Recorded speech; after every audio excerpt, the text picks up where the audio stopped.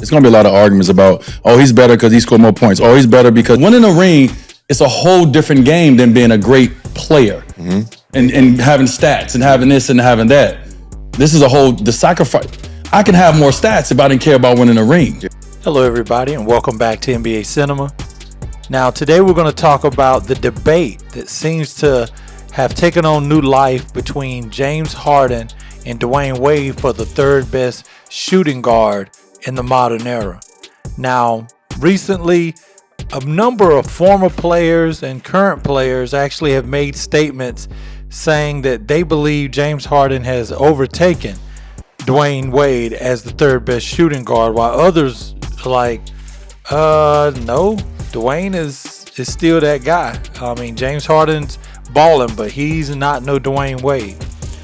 All this seemed to stem from a conversation that Pat Bev had on his podcast. I seen the comparison with James Harden and D Wade. While I'm taking James Harden over D Wade, it's only because longevity, right? And since that time, it's been ongoing. Everybody from First Take, Jeff Teague actually mentioned it a while ago on his podcast. So shout out to Jeff Teague and his podcast. But a number of players and former players had a lot to say. Take a listen here. James Harden is averaging 40 points a game for 40 games. I think that was the most dynamic. In 2019, I believe, he averaged 40 a game for 40 games. We never seen anything like that in our era. And the way he was doing it, regardless of how you feel about it, getting 50, 15, and 12. You know what I'm saying? So he covered the board when it came down to it. And top five, I definitely got to say, when it's Cole, Mike, AI. And then there's always the conversation between him and D Wade. With those stats alone, 40 a game for 40 games, you got to put him in front of D Wade. Harden's very good. I love him. I play with him. I had my best year of my career with James Harden, but I'd probably have to rank D Wade over him, especially because we're talking about both sides of the ball as well. It's D Wade. Lou, agree? I gotta agree with Chandler. I'm going D Wade on this one. Both of those guys are obvious first ballot Hall of Famers. D Wade already having his way with that, but he's a champion. The things that he was able to do, the way, again, we talk about shifting cultures. Dwayne Wade shifted culture in Miami and turned that team into a champion with Shaquille O'Neal, and then twice more with LeBron and Chris Bosh. You saw the work that he put in and what he was able to accomplish based on what he did at that two guard position. And James is still seeking that type of success. Individual success, he's had it. That's one of the things that you can't take away from James Harden. But at this point of his career, he'll tell you he'll probably trade all of that in for a shot at the NBA championship. And that's something that D Wade has experienced time and time again. And so, no, I'm not buying. I think it's still D Wade. I think James Harden is the number 3 shooting guard of all time. Me, just like watching this game, going against him, competing against him.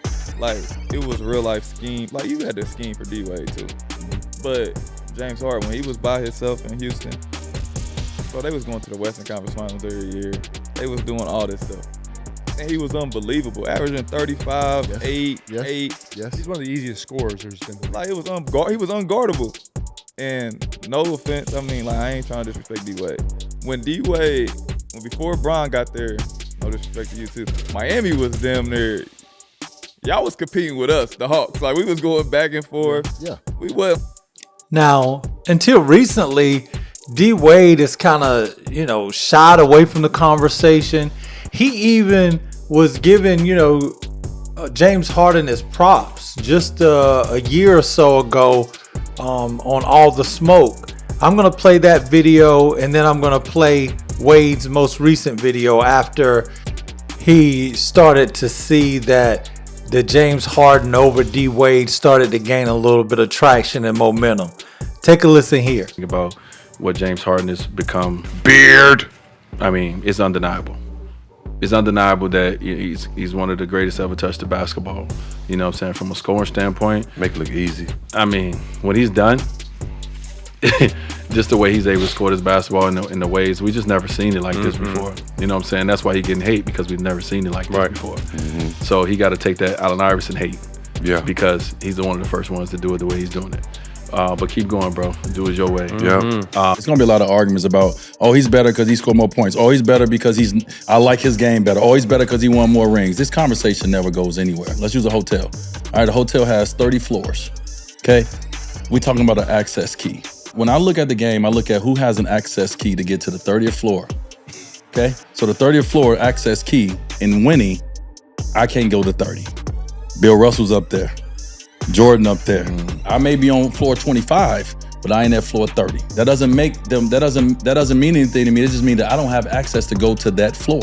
So if you have not won a ring, it doesn't mean you're not colder than somebody who won a ring. You just don't have access to go to the ring floors. Winning a ring, it's a whole different game than being a great player and having stats and having this and having that.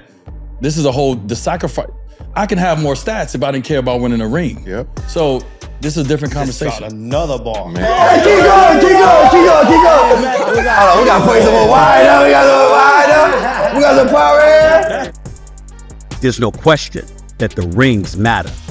Why? Because James Harden, as great as he is, and I applaud the year that he's having and the performance that he has put forth since he's been in the Clippers uniform, in recognizing him as one of the greatest scoring sensations that this game has ever seen, particularly with his play while he was in Houston all of those years, D. Wade is next level.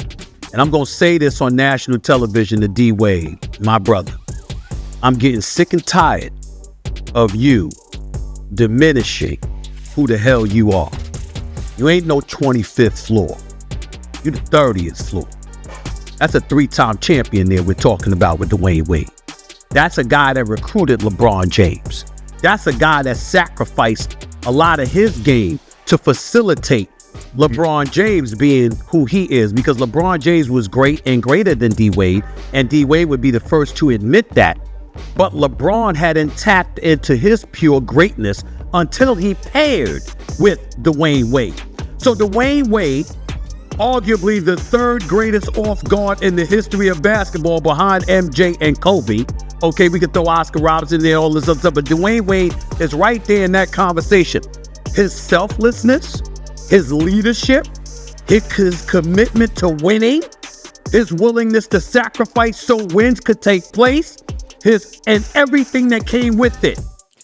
I mean, in closing, I'll just say I got, D. Wade over James Harden. The NBA, the change in the NBA rules and the catering to some of the, not that there wasn't bad calls. I mean, there's always been bad calls, but there started to be a point where players understood the refs had to call things like snatch through shots, like where you're not even shooting in your normal, if we could just hit your hand and go up. I mean, it was a lot of fouls called for James Harden. Doesn't take away from his greatness. He was great. He's actually playing phenomenal ball this year. And if it wasn't for the likes of Shai Gilgeous and Jokic and maybe a couple other players, he would be in the conversation for MVP, what he's doing with the Clippers this year. Let me know what you guys think, man. Be sure to like, subscribe, hit that notification. I'm going to holler at you next time. Peace.